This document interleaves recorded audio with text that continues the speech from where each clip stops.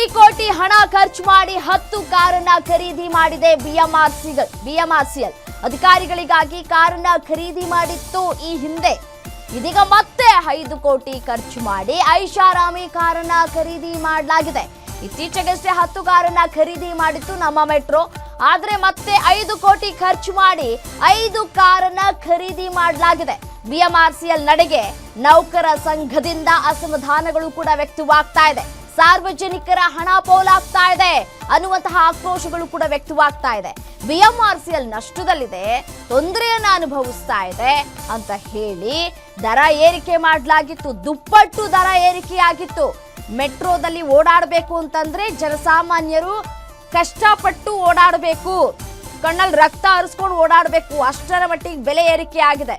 So ಹಾಗಾಗಿ ಇದು ನಮಗಲ್ಲ ಅಪ್ಪ, ನಮಗೆ ಬಿಎಂಟಿಸಿ ಬಸ್ಸೇ ಸರಿ ಅಂತ ಹೇಳಿ ಜನ ಬುದ್ಧಿ ಕಲಿಸುವಂತಹ ಕೆಲಸವನ್ನ ಕೂಡ ಮಾಡಿದ್ರು. ಇದೀಗ ಕೋಟಿ ಕೋಟಿ ಹಣ ಖರ್ಚು ಮಾಡಿ ಅಧಿಕಾರಿಗಳಿಗೆ ಅಂತ ಹೇಳಿ ಐಷಾರಾಮಿ ಕಾರನ್ನ ಕೊಡಿಸ್ತಾ ಇದೆ ಬಿಎಂಆರ್ಸಿಎಲ್.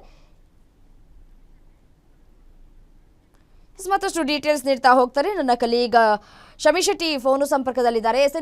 ಶಮಿ, ಜನರು ಒಂದ್ ಕಡೆ ಕಷ್ಟವನ್ನ ಅನುಭವಿಸ್ತಾ ಇದ್ದಾರೆ.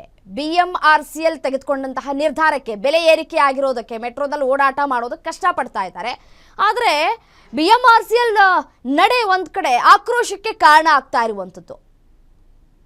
ರಮ್ಯಾ, ನೀವು ಹೇಳಿದ ಹಾಗೇನೆ ಇತ್ತೀಚಿನ ದಿನಗಳಲ್ಲಿ ಈಗಾಗಲೇ ಬಿಎಂಆರ್ಸಿಎಲ್ ತನ್ನ ರೇಟ್ ಅನ್ನ ಅಂದ್ರೆ ಟಿಕೆಟ್ ದರವನ್ನ ಜಾಸ್ತಿ ಮಾಡೋದ್ರ ಮೂಲಕ ಜನರ ಕೆಂಗಣ್ಣಿಗೆ ಗುರಿಯಾಗಿತ್ತು.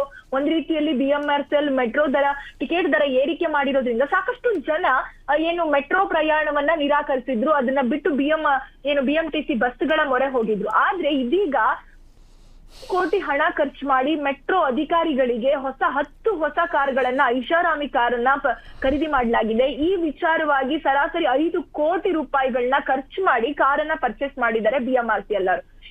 ಈ ತರ ಟಿಕೆಟ್ ದರ ಏರಿಕೆ ಬೆನ್ನಲ್ಲೇ 5 ಕೋಟಿ ವೆಚ್ಚದಲ್ಲಿ ಐಷಾರಾಮಿ ಕಾರು ಖರೀದಿ ಮಾಡಿರೋದ್ರಿಂದ ಇದು ಒಂದ್ ರೀತಿಯಲ್ಲಿ ಜನರಿಗೆ, ಹಾಗಾದ್ರೆ ಜನರ ದುಡ್ಡು ಎಲ್ಲಿಗೆ ಹೋಗ್ತಾ ಇದೆ?